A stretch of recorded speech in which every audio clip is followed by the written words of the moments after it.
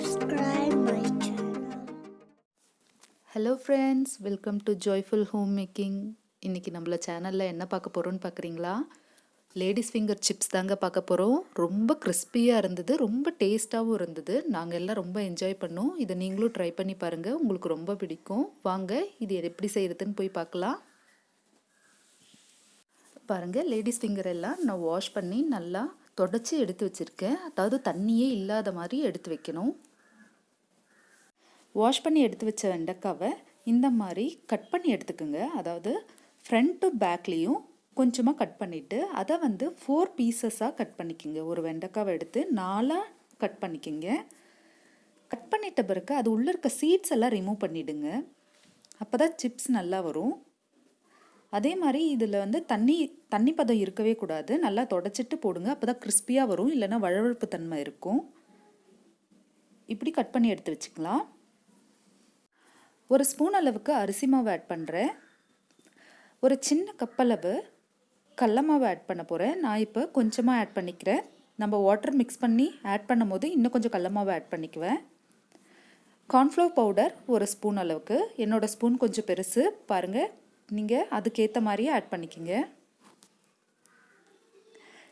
இது chilli powder, Kashmiri chilli powder, கலருக்காக நான் அந்த சில்லி பவுடர் எடுத்திருக்கேன். தேவையான அளவு ஆட் பண்ணிக்கோங்க. சாட் மசாலா ஒரு 1/2 டீஸ்பூன் அளவுக்கு ஆட் பண்ணுறேன். இதனுடைய தேவையான அளவு சால்ட் ஆட் பண்ணிக்கோங்க. கூடவே தனியா ஒரு ஸ்பூன் அளவுக்கு ஆட் பண்ணிக்கலாம். மஞ்சத்தூள் ஒரு 1/2 டீஸ்பூன் அளவுக்கு ஆட் பண்ணிக்கலாம். இதனோட ஜிஞ்சர் கார்லிக் பேஸ்ட் ஒரு ஸ்பூன் அளவுக்கு ஆட் பண்ண போகிறேன். அதுக்கு முன்னாடி நம்மளோட சேனலை யாரெல்லாம் சப்ஸ்கிரைப் பண்ணலையோ சப்ஸ்கிரைப் பண்ணிவிட்டு பக்கத்தில் இருக்க பெல் ஐக்கானை கிளிக் பண்ணிக்கோங்க. அதில் ஆல்ன்ற நோட்டிஃபிகேஷனை கிளிக் பண்ணுங்கள். அப்போ தான் நம்மளோட ரெசிபிஸ் எல்லாம் உங்களுக்கு உடனே தெரிய வரும். ஜிஞ்சர் கார்லிக் பேஸ்ட்டை போட்டு இது எல்லாத்தையும் நல்லா மிக்ஸ் பண்ணி விடுங்க. அப்போ தான் இந்த லேடிஸ் ஃபிங்கரில் அந்த ஜிஞ்சர் கார்லிக் பேஸ்ட்டாக இருக்கட்டும், அப்புறம் சால்ட், அப்புறம் அந்த பவுடர், அப்புறம் அந்த சில்லி பவுடர் எல்லாமே நல்லா ஸ்ப்ரெட் ஆகும். தண்ணி எதுவும் இப்போ ஆட் பண்ணாதீங்க. இது எல்லாம் நல்லா மிக்ஸ் பண்ணி விட்டுட்டு அதுக்கப்புறமா ஆட் பண்ணிக்கலாம். இது ரொம்ப நல்லா வந்ததுங்க. ரொம்ப டேஸ்ட்டும் நல்லா இருந்தது, கிறிஸ்பியாகவும் இருந்தது. இப்போ மாவெல்லாம் நல்லா ஸ்ப்ரெட் ஆயாச்சு. இதில் கொஞ்சம் கொஞ்சமாக தண்ணி ஆட் பண்ணி நல்லா கலரி விடுங்க. நிறைய தண்ணி சேர்த்துறாதீங்க. அப்புறம் இன்னும் மாவு ஆட் பண்ணி அது பஜ்ஜி மாதிரி மாறிடும். இது நம்ம சிப்ஸாக தான் போடுறோம். ரொம்ப நல்லா இருந்ததுங்க. ரொம்ப கிறிஸ்பியாகவும் வந்தது. எப்பயுமே வெண்டைக்காய் பொரியல், வெண்டைக்காய் புளிக்குழம்பு இந்த மாதிரி தானே செய்வீங்க. இந்த மாதிரியே செஞ்சு கொடுத்து பாருங்கள். குழந்தைங்களும் ரொம்ப விரும்பி நல்லா சாப்பிடுவாங்க. இப்போ மீதி உள்ள 1/2 ஸ்பூன் அளவு மாவையும் ஆட் பண்ணிட்டேன். பாருங்கள், என்னதில் நிறைய மாவாகவும் தெரியாது, அப்படியே அந்த வெண்டைக்காவும் தெரியும் பாருங்கள். இப்போ இந்த மாதிரி கலந்து எடுத்துட்டிங்கன்னா ஒரு பீஸாக எடுத்து போட்டிங்கன்னா ரொம்ப நல்லா வரும். அவ்வளோதாங்க, இது எல்லாம் தயாராகியாச்சு. இப்படி தான் உதிரியாக வரணும். இப்போ ஒரு வானலில் கொஞ்சமாக எண்ணெய் எடுத்திருக்கேன். எண்ணெய் காஞ்சதும் நம்ம லேடிஸ் ஃபிங்கர் சிப்ஸுக்காக வச்சுருக்கோம் இல்லைங்களா, அதெல்லாம் எடுத்து ஒன்று ஒன்றா இதில் தனித்தனியாக போட ஆரம்பிச்சிடலாம்.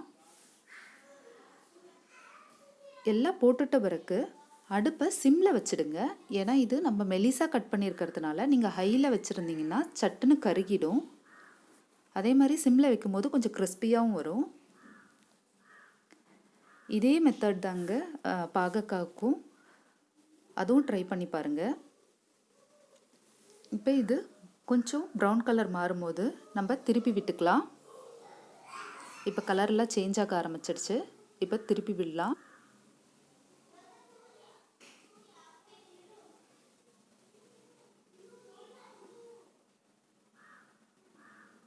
நல்லா வேக ஆரம்பிச்சிடுச்சுங்க.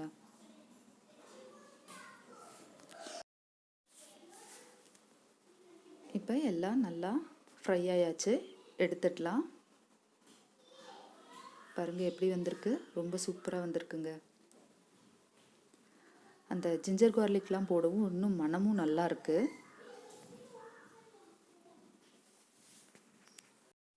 இன்னொரு டைம் போட்டு எடுத்துடலாம். இந்த மாதிரி தனித்தனியாக போட்டு எடுங்க. அதே மாதிரி வெண்டைக்காவை நீங்கள் கட் பண்ணும் போதே அதெல்லாம் நல்லா தொடச்சி எடுத்துகிட்டு பண்ணுங்கள். கொஞ்சம் கூட தண்ணி இல்லைன்னா நல்லா கிறிஸ்பியாக வரும். அப்படி இல்லைன்னா முந்தின நாளே வாங்கி ஃப்ரிட்ஜில் வைக்காதீங்க, வெளியே வாஷ் பண்ணி வச்சுடுங்க.